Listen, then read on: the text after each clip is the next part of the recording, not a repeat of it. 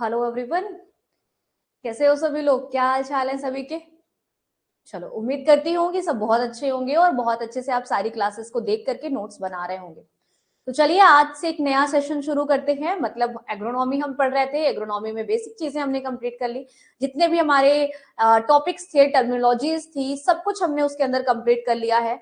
आज हमारा जो सेशन रहने वाला है वो फूड क्रॉप का रहने वाला है, जहां पर हम अपनी सबसे पहले स्टार्टिंग कर रहे हैं सीरियल क्रॉप से, अनाज वाली फसलों से। क्योंकि आपके सिलेबस के अंदर आप देखोगे तो कुछ चीजों को एकदम स्पेशली डिनोट किया गया, जैसे कि spices crop, fodder crop, cereal crops, millet crops, pulses crop और ऑयल शीट क्रॉप। तो इन सारे क्रॉप्स को आपको पढ़ना बहुत ही जरूरी है, क्योंकि आपके एग्जाम में कहीं से भी कोई भी क्वेश्चन पूछ सकता है। अगर हम सबसे पहले बात करें तो आप बहुत सारे बच्चे ऐसा सोचते हैं कि मैम इस बार की जो भी प्रीवियसली आपका एजीटीए का एग्जाम हुआ, केन सुपरवाइजर का एग्जाम हुआ, उसके अंदर मैम ये क्वेश्चंस नहीं आए थे, तो हम फिर से क्यों पढ़ रहे हैं? बहुत सारे बच्चों का ये डाउट आ रहा है कि मैम हम दोबारा से चीजों को क्यों पढ़ रहे हैं। हाँ, पिछली बार का पेपर तो आउट ऑफ सिलेबस था, या सिलेबस के अनुसार तो उसमें कोई भी ऐसी चीज नहीं थी, तो हम फिर से वो सिलेबस को फॉलो करके पढ़ना क्यों? ऐसा क्यों? भाई देख, मेरा कहने का मतलब सिर्फ सिंपल सा है कि हो सकता है कि उन्होंने पिछली बार पेपर के पैटर्न को फॉलो नहीं किया, वो इस बार कर ले। अगर वो इस बार पेपर के पैटर्न को फॉलो कर लेंगे तो क्या आप चाहते हो कि जैसे पिछली बार?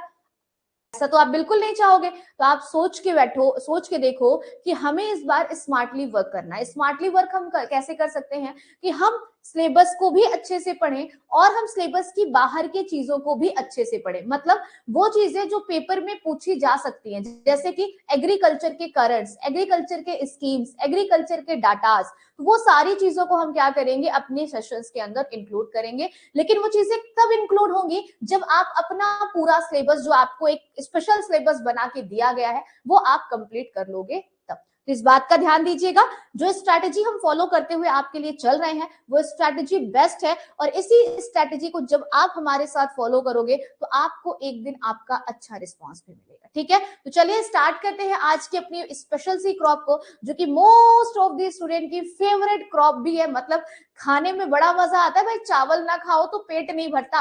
मैम आज हमने चावल नहीं रोटियां खाई है, और चावल के बिना मतलब सबको क्रेविंग होती रहती है कि भाई चावल के साथ हमें निमोना मिल जाए, चावल के साथ अच्छी वाली दाल मिल जाए, चावल के साथ हमें अच्छी अच्छी चीजें मिल जाए तो हम चावल को खा ले। तो सभी को चावल बहुत ही ज्यादा पसंद होते हैं। तो आज हम आएंगे अपनी फूड क्रॉप पैडी के बारे में पढ़ने के लिए। ठीक है, पहले मैं एक बार देख लूं कि हमारे साथ सेशन में ज्वाइन कौन कौन है, और कोई दिक्कत तो नहीं है, ऑडियो वगैरह सारी चीजें क्लियर है सभी को। Nice, good evening ma'am. तो स्टार्ट करें आज के सेशन को। Are you ready guys? चलिए स्टार्ट करते हैं। पहली क्रॉप आज स्टार्ट करेंगे जिसका नाम है पेडी। साइंटिफिक नेम का कोई डिस्कशन नहीं करेंगे, क्योंकि कोई भी बच्चा एग्रीकल्चर का हो, एग्रोनॉमी का हो, उसको ये बात बिल्कुल पता है दो क्रॉप का साइंटिफिक नेम, भले पूरे सिलेबस में किसी का ना पता हो। एक पैडी का, एक वेट का। पैडी का साइंटिफिक नेम क्या होता है? ओराइजा सटाइवा, या फिर हम बोले ओराइजा स्पेशीज। फैमिली की बात करते हैं, इसकी जो फैमिली है वो कौन सी है? पोएशी। कौन सी फैमिली है? पोएशी फैमिली से बिलोंग करता है, जिसे हम अनाज का परिवार कहते हैं। पोएसी को ही हम ग्रामनी भी कहते हैं। पोएसी को हम क्या कहते हैं? ग्रामनी भी कहते हैं। इसी फैमिली को हम ग्रास फैमिली भी कहते हैं, घास का परिवार भी कहते हैं।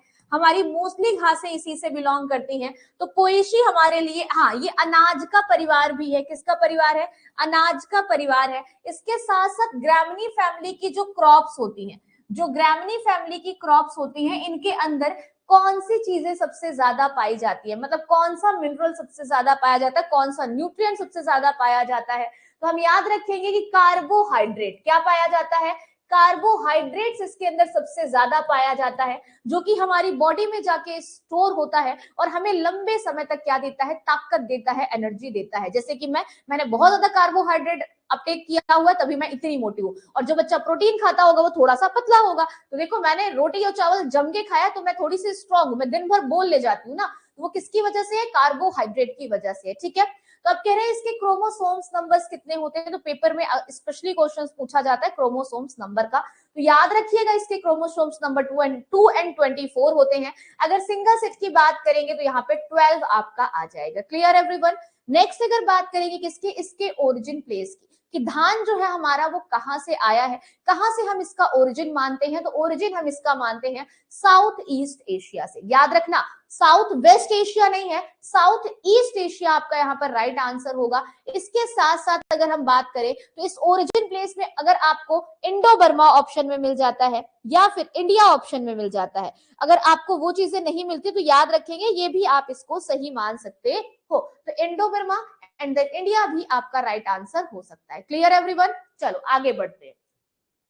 नेक्स्ट है आपका धान की। जब हम बात करते हैं तो पूरे वर्ल्ड की अगर बात करें, पूरे विश्व की बात करें, तो पूरे विश्व में rice is the stable food more than the 60% of world population. पूरे विश्व की 60% जो आबादी है वो धान का अपटेक करती है, मतलब वो धान को ग्रो करती है और खाना पसंद करती है। And about 90% of rice grown in the world in produce consume in Asia continent. इनके कहने का मतलब ये हुआ कि 60%, पूरे विश्व की 60% आबादी ऐसी है जो धान को as a staple food consume करती है, और पूरे विश्व में 90% जो धान का उत्पादन होता है वो सिर्फ और सिर्फ एशिया कॉन्टिनेंट से होता है। कहां से होता है? एशिया कॉन्टिनेंट से होता है, एशिया महाद्वीप से होता है। तो दूसरी बात आपको यहाँ पर ये क्लियर रखनी है। उसके बाद इन्होंने क्या कहा, पैडी के लिए बात करें तो पैडी आपकी क्या है? खरीफ सीजन की फसल है। कब की फसल है भाई? खरीफ सीजन की फसल है। और एक कैसे प्लांट है, जैसे आपसे एग्जाम में पूछता है धान इज अ प्लांट ऑफ, कैसा प्लांट है? C3 है, C4 है, या फिर आपका ये C2 प्लांट है। तो आप यहाँ पे कहोगे कि भाई धान जो है ना आपका वो यह C3 पौधा होता है। कैसा पौधा होता है? C3 पौधा होता है। तो पहली चीज क्या याद रखोगे कि खरीफ सीजन की फसल है, दूसरी याद रखोगे C3 प्लांट है, और तीसरा क्या याद रखोगे, इसमें सेल्फ पॉलिनेशन होता है। कैसा पॉलिनेशन होता है? सेल्फ पॉलिनेशन होता है, स्वपरागण होता है। और कब से कब के बीच में होता है? सबसे ज्यादा 7 से 8 के बीच में सबसे ज्यादा स्वपरागण होता है। ठीक है। टाइप्स ऑफ जर्मिनेशन आपका नेक्स्ट पॉइंट होगा कि इसमें जर्मिनेशन कैसा होता है। तो जर्मिनेशन के लिए, अंकुरण के लिए लिख लेना हाइपोजियल जर्मिनेशन होता है। कैसा जर्मिनेशन होता है? हाइपोजियल जर्मिनेशन आपको यहाँ पर देखने को मिलेगा। Clear everyone? आंसर करो। ठीक, जितनी चीजें बता रही हूं ध्यान से सुनते चलना, कहीं पे भी कुछ बाद में दोबारा से ना पढ़ना पड़े। मुझे पता है कि धान के बारे में आपको कुछ बताने की आवश्यकता नहीं है, क्रॉप्स आपने पढ़े हुए हैं, याद करने की कोशिश भी की है। मैं पढ़ा क्यों रही हूं? ताकि आप दोबारा से इसको रिपीट कर सको, रिवाइज कर सको। पेपर में जब क्वेश्चन आए तो कोई भी क्वेश्चन छूटे ना, आपके दिमाग में ये चीज बैठी हो कि हाँ हमने ये चीज पढ़ी हुई है। बस इसलिए आपको क्रॉप्स दो बार, 3 बार, 4 बार पढ़ना पड़ता है। ठीक है। इन्होंने क्या कहा? हाइपोजियल टाइप की आपके इसके अंदर अंकुरण होते हैं। इसकी जड़ें कैसी होती है भाई? तो इसकी जड़ें आपकी कैसी होती है? एडवेंटियस रूट सिस्टम होता है, जिसे हम कहते हैं रेशेदार जड़ या फिर आपस्थनिक जड़ें। क्या कहते हैं? रेशेदार जड़ या फिर आपस्थनिक जड़ें जिसे कहते हैं, वो किसमें पाया जाता है? धान में पाया जाता है। अब दूसरा इंपॉर्टेंट क्वेश्चन जो आपसे एग्जाम में पूछता है, इसका पुष्प क्रम कैसा होता है? इसका पुष्प क्रम कैसा होता है, जिसे हम कहते हैं इनफ्लोरेसेंस। क्या कहते हैं भाई? इनफ्लोरेसेंस। इनफ्लोरेसेंस की बात करेंगे तो इसमें जो पुष्प क्रम है वो कैसा है? पैनिकल है। कैसा है? पैनिकल है। और फूल में पुंकेश्वर की संख्या कितनी है, मतलब स्टेमन की संख्या कितनी है? ये क्वेश्चन आपका प्लांट फिजियोलॉजी के अंदर आपसे पूछ लेता है। अब जेनेटिक्स और प्लांट ब्रीडिंग में भी कभी कभी पूछ लेता है कि जो धान होता है उसमें नंबर ऑफ स्टेमन कितने होते हैं, पुंकेसर कितने होते हैं। तो याद रखिएगा उसमें 6 पुंकेसर पाए जाते हैं। कितने पुंकेसर पाए जाएंगे? 6 पुंकेसर पाए जाएंगे। टाइप्स ऑफ सीड की बात करेंगे, किसका फल कैसा होता है? तो भाई याद रखो कैरियोप्सिस होता है। इसका फल कैसा होता है? कैरियोप्सिस होता है। साथ ही साथ एक शॉर्ट नोट ऐसे बनाते चलोगे ना तो 2 पन्ने में पैडी तैयार हो जाएगी, गारंटी से बोल रही हूँ। साथ ही साथ अगर एक नोट, कॉपी पेन लेकर के एक नोट बनाते चलोगे ना तो 2 पन्ने में पैडी कंप्लीट कर लोगे, और पेपर के टाइम पे फटाफट से पन्ना पलट के रिवाइज करते चले जाओगे। बात मान के देखना मेरी, कितनी लाभकारी होगी मुझे बताना। ठीक है। दूसरी बात, राइस में क्या क्या चीजें होती हैं, कौन कौन से विटामिन या मिनरल्स या अगर न्यूट्रिएंट की बात करें तो पाया जाता है। सबसे पहले बात करेंगे किसकी? प्रोटीन की। प्रोटीन कितने % पाया जाता है? तो पेपर का क्वेश्चन रहा है ये कि धान में कितना प्रतिशत प्रोटीन होता है। तो याद रखिए 6 से 7% इसमें क्या होता है? प्रोटीन होता है। तो मैं यहां लिख दे रही हूं अलग से, प्रोटीन कितना? 6 से 7%। फैट कितना है? तो फैट यहाँ पे 2 से 2.5%। वसा कितनी होती है? 2 से 2.5%। इन्होंने क्या कहा कि अगर हम बात करें किसकी, टेस्ट वेट की, धान के टेस्ट वेट की, तो एक नॉर्मल धान का टेस्ट वेट कितना होता है, ठीक है। नॉर्मल धान का टेस्ट वेट अगर बात करेंगे तो टेस्ट वेट के लिए आपको कुछ चीजें याद रखनी है। पहले तो 25 ग्राम हो गया। दूसरी अगर बात करेंगे बासमती राइस की, किसकी बात करेंगे, बासमती राइस की, तो उसका टेस्ट वेट 21 ग्राम हो गया। पेपर के अंदर ये 2 क्वेश्चन आपके बिहार के एग्जाम में भी पूछे गए थे, ठीक है, एक test weight of basmati rice, तो याद रखिएगा यहां से ये पॉइंट। दूसरी बात आपको पता होनी चाहिए कि धान का जो पौधा होता है, जो पैडी का प्लांट होता है, वो जलमग्न स्थिति में, जहां पे वाटर लॉगिंग हुई है, जहां पर क्या हुआ है, वाटर लॉगिंग हुई है, उस स्थिति में वो कैसे सरवाइव कर रहा है, जल भराव की स्थिति में वो कैसे सरवाइव कर रहा है। ऐसा क्या है कि भाई उसको ऑक्सीजन की जरूरत नहीं पड़ रही है।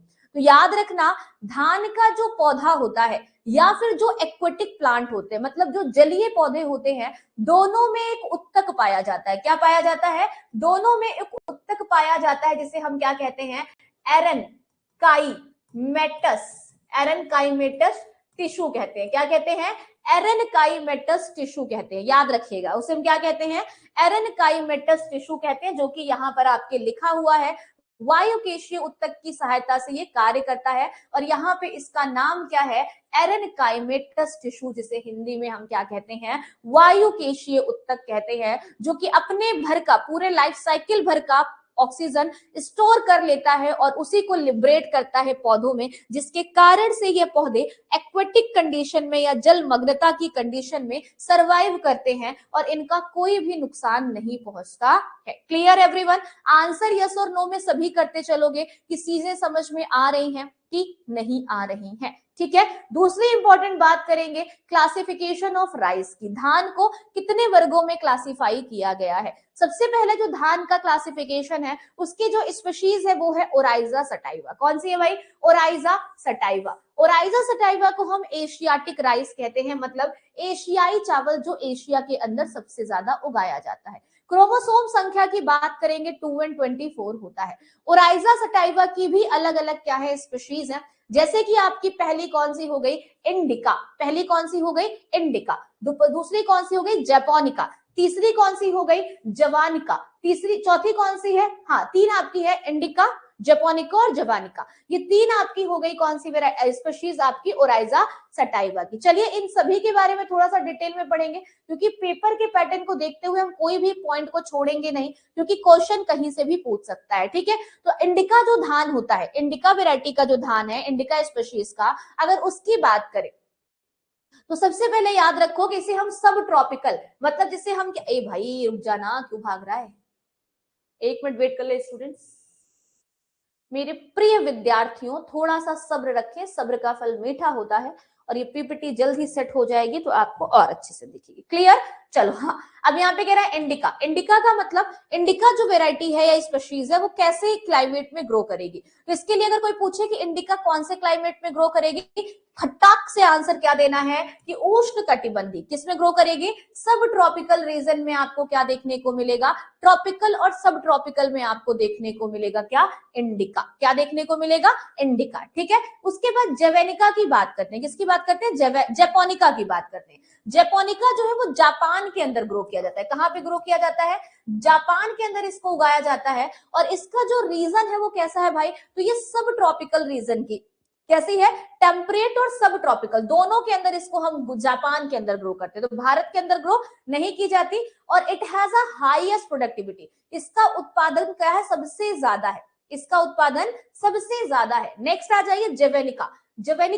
जैवेनिका की बात करें तो ये इंडोनेशियाई चावल है, इंडोनेशिया के अंदर उगाया जाता है, और ये चावल की जंगली वैरायटी है। तो आप इसके लिए क्या कह सकते हो कि ये आपकी वाइल्ड राइस है। क्या है, वाइल्ड राइस है, जिसकी खेती बहुत ज्यादा हम खुद से नहीं करते हैं, ठीक है। तो ये आपकी वाइल्ड राइस है। उसके बाद जो सेकेंड स्पीशीज थी आपकी वो थी ओराइजा ग्लैबिरमा। अभी तक आपने क्या पढ़ा, ओराइजा सटाइवा के अंदर इन सभी को पढ़ा। अब है आपका ओराइजा ग्लैबिरमा। क्या है, ओराइजा ग्लैबिरमा।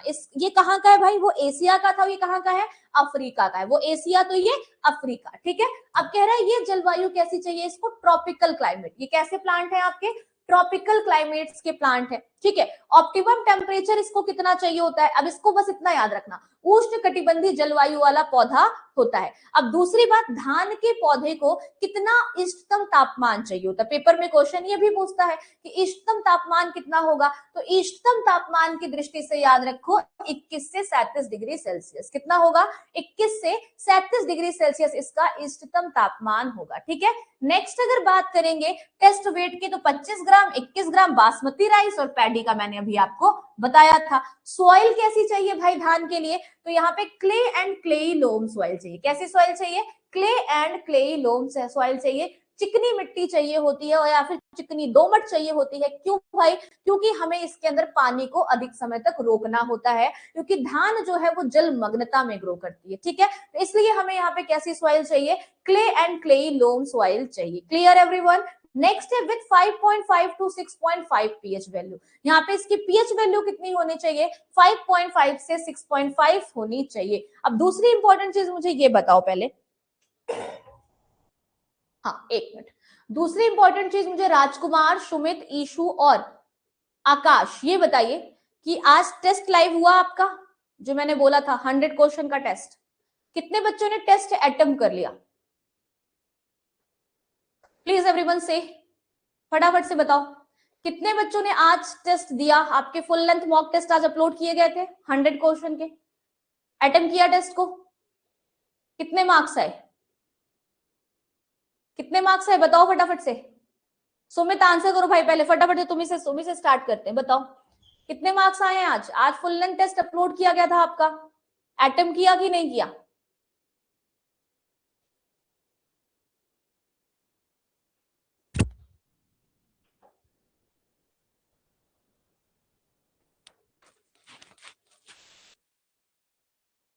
आंसर करो सभी लोग, जल्दी से टाइप करते रहो।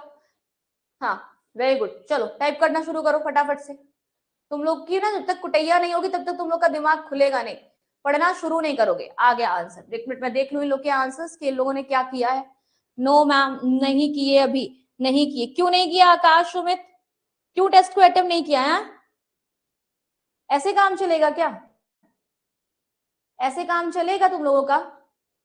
मैंने टेस्ट अपलोड कर, मैं आज आपको लास्ट वार्निंग दे रही हूं, आज आपकी लास्ट वार्निंग है कि जब भी जो भी टेस्ट जिस दिन अपलोड होगा आप उसी दिन मुझे टेस्ट अटेम्प्ट किए हुए मिलने चाहिए। अगर मान लीजिए 4 बजे टेस्ट अपलोड हुआ है और मैंने आपको रात के 10 बजे तक का टाइम दिया, 10 बजे तक आपका टेस्ट अटेम्प्ट नहीं हुआ रहेगा ना, तो नेक्स्ट डे मैं आपकी वोट लगाऊंगी। वोट कैसे लगेगी, मैं कॉल करूंगी आपके यहाँ और आपके पेरेंट्स से बात करूंगी, तो नेक्स्ट डे मुझे टेस्ट अटेम्प्ट मिलना चाहिए। ये बात क्लियर रखना अपने दिमाग में।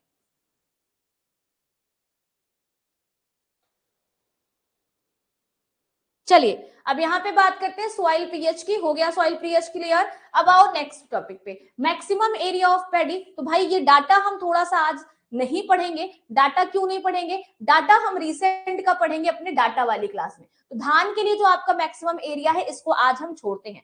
अब बताइए शोइंग टाइम की, जहां से एक क्वेश्चन आपके एग्जाम में पूछा गया था अभी भी हाल के एग्जाम्स में। चलिए तो यहाँ पे इन्होंने कहा अस राइस की बात करते हैं, किसकी बात करते हैं, अस राइस की बात करते हैं। तो इन्होंने कहा सोइंग टाइप में 3 होते हैं, अस होता है, अमन होता है और बोरो होता है। अस, अमन और बोरो राइस आपके ये 3 प्रकार होते हैं, ठीक है, अस, अमन और बोरो। ये पीपीटी की स्लाइड बार बार बड़ी करनी पड़ती है, गजब का इशू है, ठीक है। बोरो राइस क्लियर। तो अस की अगर बात करें तो अस कैसा चावल है जो अप्रैल और मई में क्या होता है, लगाया जाता है और हार्वेस्ट कब किया जाता है, अगस्त में किया जाता है, ठीक है। तो इसके लिए याद रखिएगा पेपर में यही क्वेश्चन पूछता है कि अस धान को हम कब शो करते हैं और कब काटते हैं। तो इसको बोते कब है हम, तो सोइंग का टाइम इसका, बोने का टाइम इसका अप्रैल होता है, अप्रैल से मई के बीच में बोया जाता है और काटा कब से कब तक में जाता है, तो अगस्त से सितंबर के बीच में इसको काटा जाता है। तो इसको काटने का टाइम हार्वेस्टिंग का और शोइंग का याद रखो। अमन राइस जिसे हम अगहनी चावल भी कहते हैं, क्या कहते हैं, अगहन में जो चावल होता है उसे हम अमन राइस कहते हैं। अब स्टोइंग टाइम की बात करेंगे तो इसका क्या होता है, जून से जुलाई, क्या होता है, जून से जुलाई होता है और हार्वेस्ट कब करते हैं, अक्टूबर से नवंबर। हार्वेस्टिंग कब करेंगे?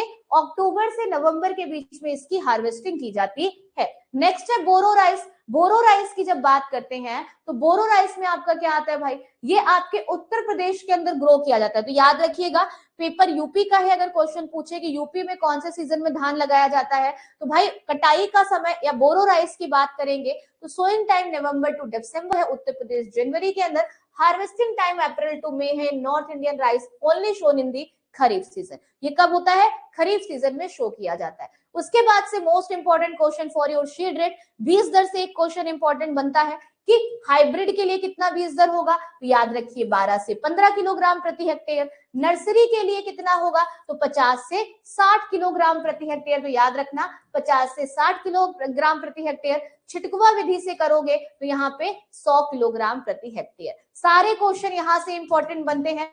क्रॉप में कहां से क्वेश्चन पूछ ले इसका कोई अंदाजा नहीं होता है, तो क्रॉप में सारी चीजों को अच्छे से रिवाइज करते चलो। अभी समय है, रहते रहते धीरे धीरे एक एक फसल को निपटाते चलोगे तो आगे पढ़ने में मजा आएगा, नहीं तो मेन एग्जाम के टाइम पे क्रॉप ही रटते रह जाओगे और बाकी चीजें छूट जाएंगी। तो हमें वहां पे वो नहीं करना, हमें एग्रीकल्चर पहले से खत्म कर देना है। मेन टाइम पे हम सबसे ज्यादा फोकस करेंगे एग्रीकल्चर स्कीम्स पे, एग्रीकल्चर की न्यूज पे, एग्रीकल्चर के डाटा पे, एग्रीकल्चर की मिनिस्ट्री जो है उसके थ्रू आए किसी भी रिस्पॉन्स पे हम इन सब पे डिस्कस करेंगे। ठीक है, तो इस चीजों को अच्छे से पढ़ते चलो।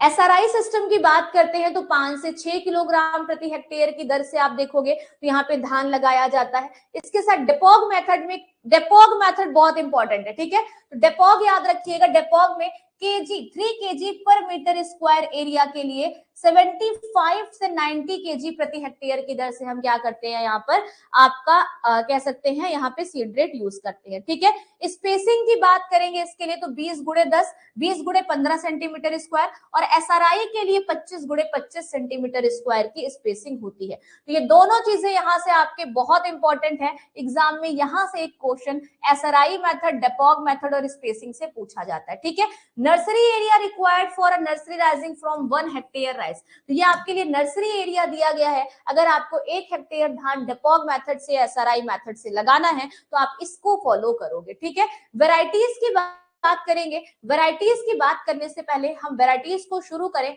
एक बार स्टार्ट एंडिंग में देख लेते हैं क्या आपका छोटा पोर्शन है, क्योंकि धान में इतनी वेराइटी है कि आप पढ़ते पढ़ते कंफ्यूज हो जाते हो। ठीक है,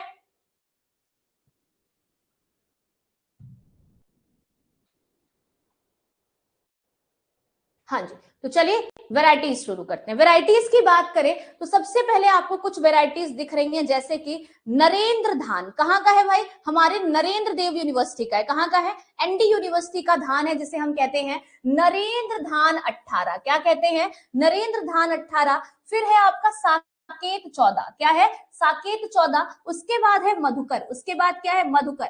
फिर क्या है? स्वर्ण धान। क्या है? स्वर्ण धान है। फिर है आपका जया लक्ष्मी। कौन सा है? जया लक्ष्मी। ये टीएनयू का धान है। कहाँ का है? तमिलनाडु एग्रीकल्चर यूनिवर्सिटी का धान है, टीएनयू यूनिवर्सिटी का जया लक्ष्मी। उसके बाद है नरेंद्र ऊसर 3। ये नरेंद्र ऊसर 3 भी आपका नरेंद्र देव यूनिवर्सिटी का धान है। फिर है गोविंद, गोविंद धान। फिर है मनहर धान।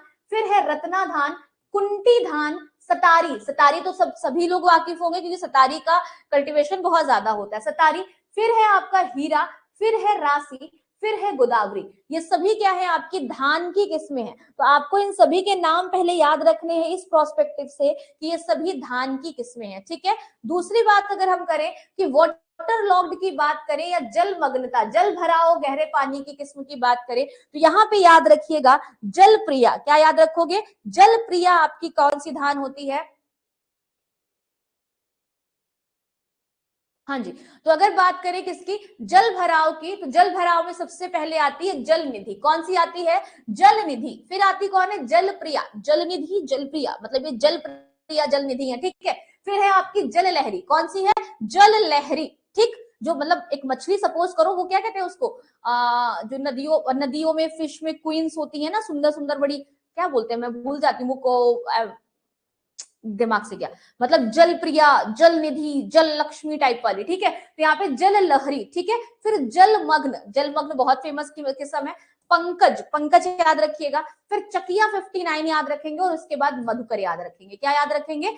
चकिया 59 और मधुकर, ये सभी किसकी किस्म है भाई, ये जल में भरी रहने वाली किस्में हैं। क्लियर एवरीवन, आगे बढ़ो। नेक्स्ट है आपकी सेलाइन एल्कलाइन सॉइल वैरायटी, ऐसी किस्म जो क्या है, लवणता और क्षारीयता वाली है, मतलब जो लवड़ी और क्षारीय मृदा के अंदर क्या कर सकते हो, लगा सकते हो। मैंने सारी चीजों को अलग अलग इसलिए किया है ताकि आप ऐसे पढ़ लो और पेपर में ऐसे ही जब भी ऑप्शन में आए तो आप इजिली टिक कर सको, ठीक है। तो इन्होंने कहा लवड़ी और क्षारीय मृदा की किस्म कौन सी, जिसको लवणता और क्षारीयता पसंद हो। भाई आप मेरे को अगर सॉइल में लवणता है क्षारीयता है तो लगा दो, मैं ग्रो कर जाऊंगी। वो वाली कौन सी भाई, ट्राई वन। ट्राई ना कर रहे हैं हम लोग, ऐसी कंडीशन उसको कोशिश कर रहे हैं, ट्राई कर रहे हैं, तो ट्राई वन, ठीक है।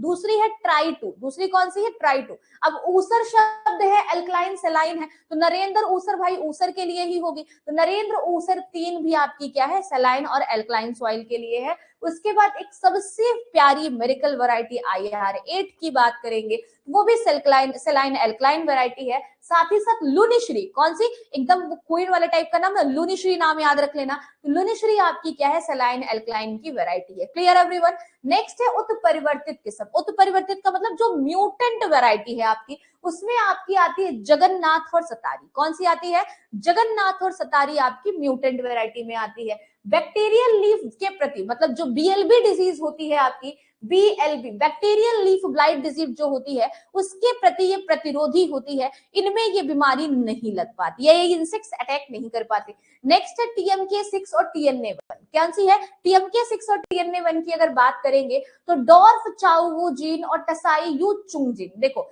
TKM6 है और TNA1 है, ये किसके किसके क्रॉस से बनी है भाई, तो याद रखना डॉर्फ चाउ जीन और टाइचुंग तसाई यू चुंग जीन के क्रॉस से बनी है। It was a first dwarf variety of rice in the world, और ये TNO1 जो थी ये सबसे पहली बोनी किस्म थी आपकी भारत के अंदर। तो इस चीज को यहाँ पर याद रखिएगा, TNA1 की अगर हम बात करेंगे तो ये भारत के अंदर आपकी सबसे पहली बोनी किस्म है। क्लियर एवरीवन, हाँ जी। टाइचुंग नेटिव 1, इसको हम क्या कहते हैं, टाइचुंग नेटिव 1 कहते हैं। ओके क्लियर, चले आगे बढ़े। हाँ जी बिल्कुल, अभी आएंगे मलिंगा चावल पे भी आएंगे और मसूरी पे भी आएंगे। कटक उड़ीसा की जो फेमस वैरायटी है मलिंगा मसूरी, तो इसको भी याद रखना। कटक उड़ीसा की जो फेमस वैरायटी है वो कौन सी है, मलिंगा मसूरी है, ठीक है। अब है IR8 की बात। IR8 की बात करेंगे तो IR8 के बारे में आप जानते हो कि इसे हम मिरेकल राइस भी कहते हैं। क्या कहते हैं, मिरेकल राइस। किसके किसके क्रॉस से बनी है, तो पेटा इंटू डीजी वूजीन के क्रॉस से बनी है, ये पहली बात याद रखना। पेटा इंटू डीजी वूजीन के क्रॉस से बनी है।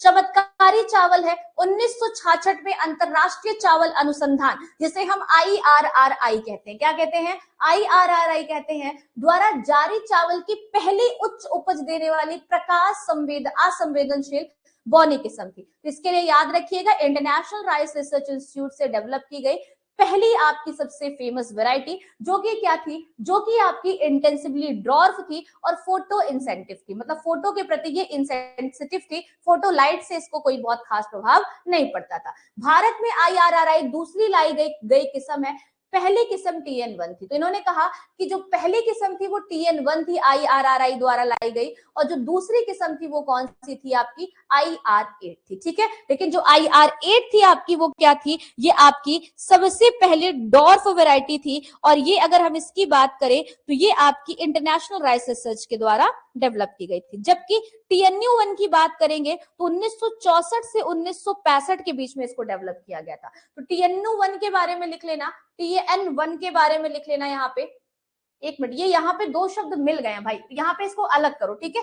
TKM6 यहाँ पे है, TNU1 यहाँ पे डालना, ठीक है। TNU1 इसके बाद अलग है, TNU1 यहाँ से अलग है। क्लियर एवरीवन, TNU1 यहाँ से अलग है। तो TNU1 की बात करें तो ये कब डेवलप किया गया था, तो TNU1 आपका डेवलप किया गया था 1964 से 65 के बीच में। क्लियर कर लेना, TNU1 कब डेवलप किया गया था, 1964 से 65 के बीच में। IR8 कब डेवलप किया गया था, 1966 के बीच में, ठीक है। अब आ जाओ, अब नेक्स्ट वेराइटी कौन सी है, रत्ना। रत्ना किसके क्रॉस, अब रत्ना आम वाला रत्ना अलग है, चावल वाला रत्ना अलग है। तो TKM6 और IR8 के क्रॉस से बनी, किसके क्रॉस से, TKM6 और IR8 के। अब भाई जया आती है, जया हमारे TN1 और TN141 के क्रॉस से बनी है, TN1 और TN141 के क्रॉस से बनी है, ठीक है। क्लियर है सभी को, हाँ जी, और अगर इसके लिए याद रखना हो तो एक चीज और याद रखना, जया जो है वो हमारी अर्लीस्ट सेमी डॉर्फ वेराइटी है। जया क्या है? हमारी अर्लीस्ट सेमी डॉर्फ वेराइटी है, और इसको हम मिरेकल राइस इन इंडिया कहते हैं। इसको हम क्या कहते हैं? जया को मिरेकल राइस इन इंडिया कहते हैं, ठीक है। और ये कैसी वेराइटी है? तो ये सेमी डॉर्फ है, पूरी तरह से डॉर्फ नहीं है, सेमी डॉर्फ अर्लीस्ट वेराइटी है, अर्ली वेराइटी है आपकी, ये बात याद रखना है। Jaya, clear everyone? Jaya variety को रिलीज करने वाले कौन थे? तो डॉक्टर शास्त्री जी ने इसको रिलीज किया था, तो इसलिए इसको भी याद रखिएगा, डॉक्टर शास्त्री जी के द्वारा इसको क्या किया गया है? रिलीज किया गया है। Clear everyone? आंसर करो एक बार फटाफट से। हाँ, और एक चीज और याद रखना, डीजी वू जीन का मतलब क्या होता है? तो डीजी वू जीन का मतलब होता है ब्राउन टिप्ड शॉर्ट लेग्ड। याद रखिएगा, ब्राउन टिप्ड शॉर्ट लेग्ड। याद रखना, डीजी वू जीन का मतलब, डीजी वू जीन, क्लियर? डीजी वू जीन का मतलब क्या होता है? पेपर में अगर पूछे तो ये बात याद रखना, क्लियर? नेक्स्ट आओ, first Indian high yielding semi dwarf variety भाई कौन सी है? हमारी जया है। जया का नाम अगर करें तो जया जय है, ठीक है। जया की वेराइटी है, डॉक्टर शास्त्री जी के द्वारा डेवलप की गई थी, और डेवलपमेंट ईयर इसका 1968 है, जैसा कि आप सभी के समक्ष उपस्थित है। Clear everyone? नेक्स्ट है स्वर्णा। स्वर्णा क्या है? आपकी M2U 7029 के नाम से भी जानी जाती है, और most popular late duration rice variety है, वेस्ट बंगाल के अंदर ग्रो की जाती है, ठीक है। तो पाकने वाले चावल की किस्म है, लोकप्रिय, मतलब भारत की लोकप्रिय देर से पकने वाली, तो लेट वेराइटी आपकी कौन सी है? लेट के लिए याद रखना स्वर्णा है, ठीक है। हाइब्रिड वेराइटी की बात करेंगे तो in the world first hybrid rice जो है वो चाइना ने 1970 के अंदर डेवलप किया था। कब किया था? चाइना ने पहली बार 1970 के अंदर हाइब्रिड वेराइटी डेवलप की थी, विकसित की थी। हाइब्रिड चावल के जनक के रूप में हम किसे जानते हैं? मतलब हाइब्रिड राइस के अगर फादर पूछे जाए, हाइब्रिड राइस के फादर कौन है, तो बड़े शान से कह देना कि हमारे चीन के चाचा थे युआन लॉन्गपिंग। कौन थे? चीनी चाचा थे युआन लॉन्गपिंग, ठीक है। नाम से समझ में आ ही गया होगा, चीनी चाचा है, ठीक है। तो हमारे चीनी चाचा कौन थे? हाइब्रिड राइस के फादर युआन लॉन्गपिंग थे। Clear everyone? आ जाओ, फर्स्ट हाइब्रिड राइस कौन सी थी भाई हमारे भारत की? तो वो थी हमारी CORH1। कौन सी थी? CORH1 हमारे भारत की पहली संकर किस्म थी। 1994 में पहली बार भारत में जारी की गई थी, और उसके बाद APRH1, APRH2, MGR1 और KRH1 हमारी उसके बाद की हाइब्रिड वेराइटीज थी, ठीक है। नेक्स्ट बात क्या है?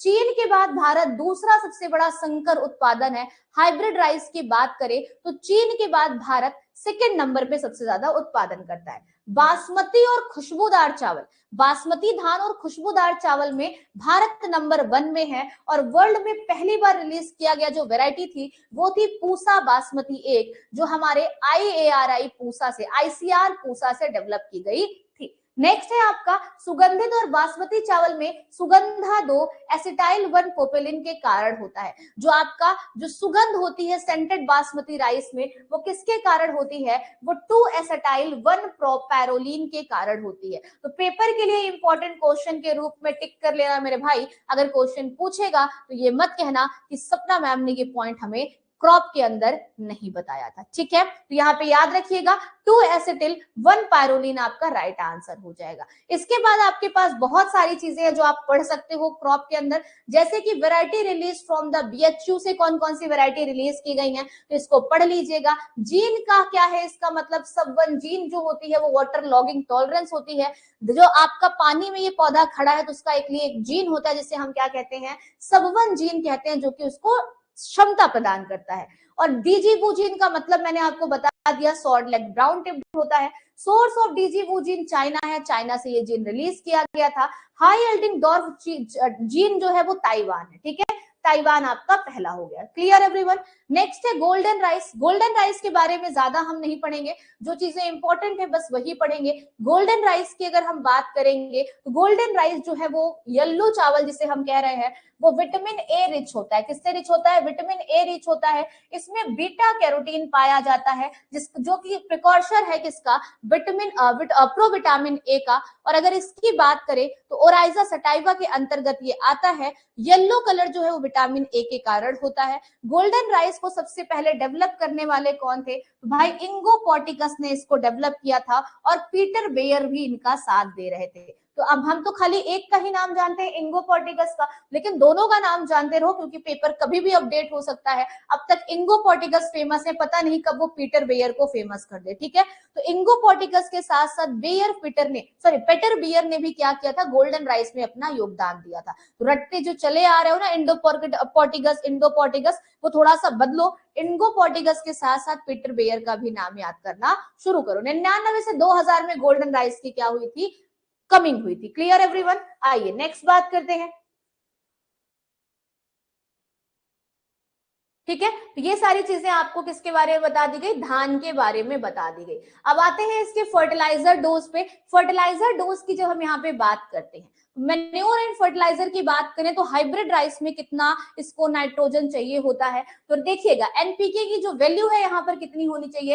120 से 150, 60 और 60। मतलब यहाँ पे जो रेशियो होता है वो मोस्टली 120 60 इंटू 60 का होता है। अगर इसको हम अनुपात में देखें तो 2:1:1 का अनुपात हम लेकर के यहाँ पर चलते हैं। धान के अंदर एक रोग लगता है जिसे हम कहते हैं खैरा डिजीज, और खैरा डिजीज जो होती है वो जिंक की कमी के कारण होती है। इसीलिए हम धान के खेत में जिंक का प्रयोग करते हैं। किसका प्रयोग करते हैं? जिंक का प्रयोग करते हैं। और जिंक का प्रयोग हम ZnSO4 के फॉर्मेट में करते हैं। मतलब ऐसा ZnSO4 जिंक सल्फेट के फॉर्म में करते हैं। 25 किलोग्राम प्रति हेक्टेयर से 35 से 40 दिनों बाद कल्ले निकलते समय में यूरिया का पर्ण छिड़काव नाइट्रोजन के 50% सीड्स पर होना चाहिए और शेष 25% का पैनिकल चरण में टॉप ड्रेसिंग पर किया जाना चाहिए। तो याद रखिएगा, ZnSO4 को हम 25 kg प्रति हेक्टेयर की दर से फोलियर स्प्रे देते हैं और इसके साथ साथ हम यूरिया का भी टिलरिंग स्टेज पे फ्लोरियर स्प्रे देते हैं। तो ये पॉइंट आपको यहाँ से क्लियर रखना है। नेक्स्ट है सीड ट्रीटमेंट की बात करेंगे। तो सीड ट्रीटमेंट हम किससे करते हैं? ये भी एक इंपॉर्टेंट क्वेश्चन है आपके एग्जाम के लिए। तो सीड ट्रीटमेंट के लिए याद रखिएगा, seed treatment before seeing the seeds is 2.5 ग्राम किससे करेंगे? एग्रोमाइसिन से करेंगे। किससे करेंगे? एग्रोमाइसिन एट द रेट 25 किलोग्राम प्रति सीड के दर से, एग्रोमाइसिन पर केजी सीड के दर से हम क्या करेंगे? यूज करेंगे। Clear everyone? ब्रॉडकास्टिंग मेथड की बात करें तो छिटकवा विधि से जब आप धान लगा रहे हो तो वहां पे 100 kg आपका क्या हो जाएगा? सीड रेट यूज होगा। ठीक है, क्लियर है सभी को? आगे रेजिंग सीडलिंग इन नर्सरी जब अगर बना रहे हो तो 500 स्क्वायर मीटर की अगर आप नर्सरी तैयार कर रहे हो तो उसके लिए क्या क्राइटेरिया होना चाहिए? अगर मान लीजिए कि आपने नर्सरी तैयार करना शुरू किया और कितने की नर्सरी तैयार कर रहे हो? 500 स्क्वायर मीटर की नर्सरी तैयार कर रहे हो, वहां पे आपको पता होना चाहिए कि जो अंकुरित भूमि है या अंकुरित जो सीड है वो सया पर या तो आर्द्र भूमि या शुष्क भूमि पर प्रसारित करना चाहिए। मतलब ये आपके वेटलैंड और ड्राई लैंड पे होने चाहिए। नर्सरी सामान्य अवस्था में दिखने से 20 से 25 दिन बाद रोपाई के लिए तैयार हो जाती है। मतलब जो सीडलिंग है वो आपकी लगाने के बाद बुआई के 25 से 30 दिन बाद आप उसको खेत में ट्रांसफर कर सकते हो। तो इस बात को याद रखना। और 45 दिनों के बाद अगर बात करें तो वो ट्रांसप्लांटिंग के लिए क्या होती है? रेडी हो जाती है। तो ये पॉइंट आपको यहाँ पर याद रखना है। एसआरआई मेथड आपको मैंने बता दिया।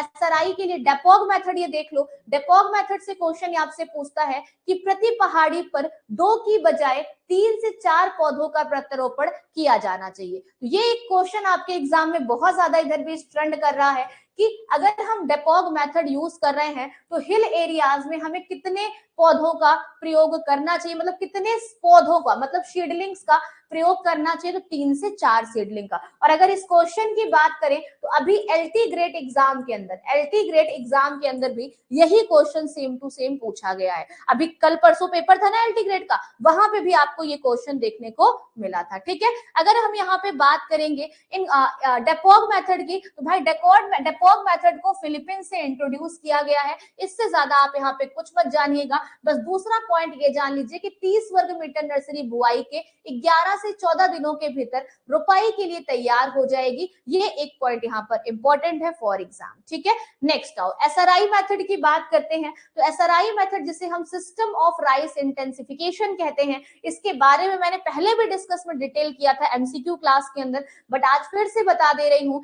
हेनरी लॉलेनी जो कि मडस्कर के एक साइंटिस्ट थे, उनके द्वारा 1983 के अंदर एसआरआई सिस्टम को इंट्रोड्यूस किया गया था। तो याद रखिएगा, system of rice intensification Henri Laulanie के द्वारा मडस्कर में 1983 में इंट्रोड्यूस किया गया था। ये चावल की संरक्षण विधि थी, इसलिए इसको इंट्रोड्यूस किया था। और क्षेत्र की बात करेंगे तो 100 वर्ग मीटर में बीज दर 5 से 6 किलोग्राम के अनुसार प्रति हेक्टेयर बुआई के 10 से 12 दिनों के बाद नर्सरी रोपाई के लिए तैयार हो जाती है। और रोपाई की दूरी कितनी होनी चाहिए? 25 गुणे 25 सेंटीमीटर स्क्वायर होनी चाहिए। ये एक कंपलसरी आंसर है और यहाँ पे बहुत बार इस पॉइंट से क्वेश्चन पूछा गया है। तो एक अगेन आपको टिक करना है यहां से लेकर यहां तक का पॉइंट, जो कि आपके एग्जाम के लिए इंपॉर्टेंट है। साथ ही हेनरी लॉननी जी का नाम और मडस्कर जी ने इसको दिया था, ये आपके लिए इंपॉर्टेंट है। तो इतनी चीजों को आप यहाँ पर क्या करेंगे? याद कर लेंगे। तो इतना एसआरआई सिस्टम में आपके लिए इंपॉर्टेंट था। आगे की बात क्या हो गई आपकी? बायो फर्टिलाइजर आप इसके अंदर कौन सा यूज कर सकते हैं, मतलब कौन सा जैव उर्वरक यहाँ पर प्रयोग होता है। क्लियर? तो अगर हम बात करें धान के खेत में, तो जो सबसे ज्यादा यूज होने वाला उर्वरक है वो कौन सा है आपका? वो है ब्लू ग्रीन एल्गी। कौन सा है? ब्लू ग्रीन एल्गी आपका धान के खेत में सबसे ज्यादा यूज होता है नाइट्रोजन फिक्सेशन के लिए। इसके अलावा अगर हम बात करें तो एजोस्पेरेलियम का भी यूज यहाँ पर देखा गया है। क्लियर है सभी को? नाइट्रोजन यूज एफिशिएंसी की बात करेंगे कि चावल के में नाइट्रोजन उपयोग क्षमता कितनी होती है, तो 30 से 40% की बात करें। किसकी बात करें? राइस में 30 से 40% क्या होती है? नाइट्रोजन की उपयोग दक्षता होती है। क्लियर है? तो याद रखिएगा नाइट्रोजन यूज एफिशिएंसी कितनी होती है?